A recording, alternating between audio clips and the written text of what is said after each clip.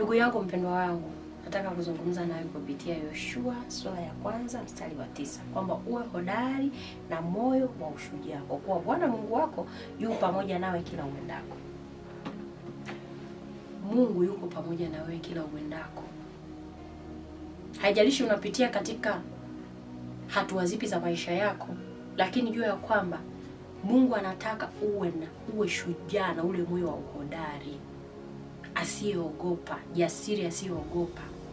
Hata kama kuna vitu vinakutisha, iwe ni magonjwa, ile ni dhiki, iwe ni adha, wawe ni wanadamu wasemao wanaoyasema wao, iwe ni vitu vya kukuzuia, lakini wewe usiogope, endelea mbele, songa mbele. Maana amesema kila uendako niko pamoja na wewe.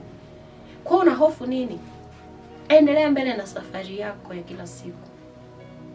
Mungu yuko pamoja na wewe. Anataka tu uamke, ujiambie kwamba mimi ni shujaa, mimi ni hodari.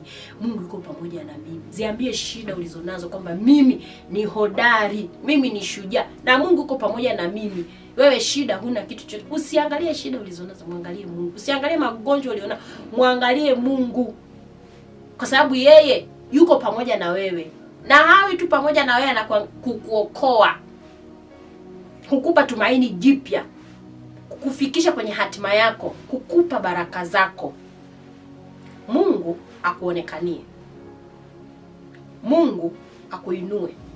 Mungu akupe nguvu mpya ya kujiona kwamba wewe si dhaifu, bali